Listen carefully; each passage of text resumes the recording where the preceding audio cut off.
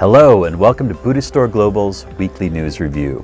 I'm Justin Whitaker, Senior Correspondent for Buddhistdoor Global, speaking to you from our offices in Hong Kong.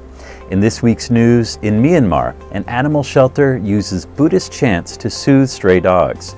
The shelter has taken a novel approach to mongrel management by turning to the Dharma in a bid to engender a more harmonious living environment for the homeless hounds who find refuge there.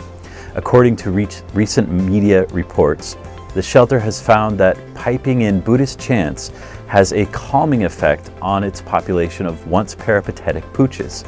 Not only does playing Buddhist chants twice each day make the resident canines less aggressive, according to the animal shelter's manager, the chants also help contain the center's population of dogs, most of whom have not been neutered. The shelter was established in 2016 in the predominantly Buddhist country to provide a safe living condition for all animals to live free of fear and receive any necessary medical attention. The Dungwon Academy is hosting an exhibit showcasing the early culture of Tibet.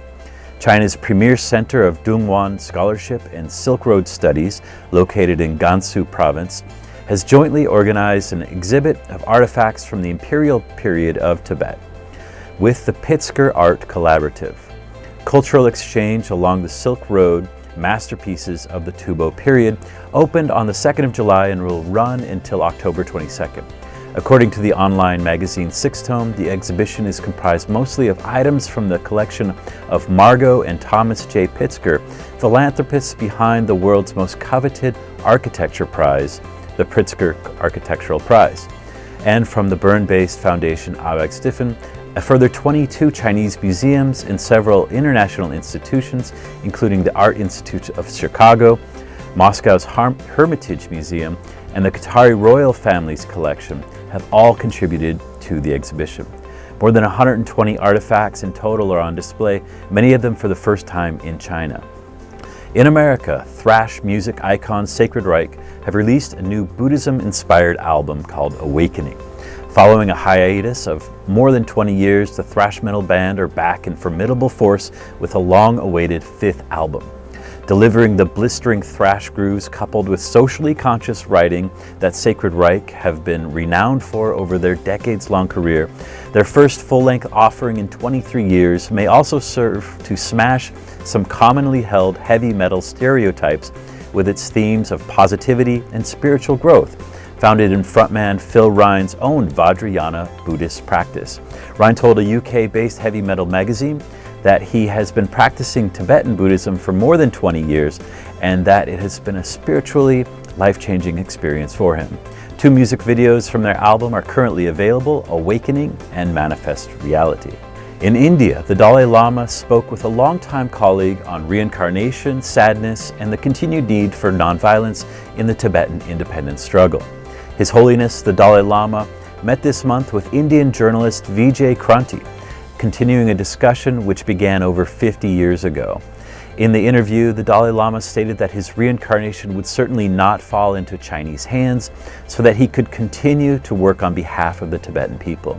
As 2019 marks 60 years of life as a refugee in India, the spiritual leader spoke this month of his sadness, hopes, and the importance of continued non-violence in the Tibetan freedom movement, and why he is thankful to the Chinese government. The Dalai Lama is the senior-most reincarnate monk or tulku in the Gelug tradition, the former political leader of the Tibetan people, and the 1989 Nobel Peace Prize winner. When asked about strategies for assuring freedom for the Tibetan people, he reiterated his philosophy that, quote, "nonviolence is the only way." Finally, the Guimet Museum in Paris will host a historic exhibition titled Buddha the Golden Legend. The exhibition will feature 159 artifacts highlighting a wealth of iconographic and stylistic connections of Buddhist antiquities from various periods in Asian history, from India to China to Southeast and East Asia, and will run until the 4th of November. The exhibition, focusing on the life of the Buddha, is the first of its kind in France. It explores the circumstances of the appearance of Buddhism in India around the 5th century BCE, then the evocation of the Buddhist teachings and the doctrinal evolutions that marked its development through different schools of Buddhism. Gallery officials have worked for over 4 years in order to create the exhibition, offering visitors key insights into the historical Buddha and the cultures associated with his life. That is all for this week's Buddhistdoor Global News Review.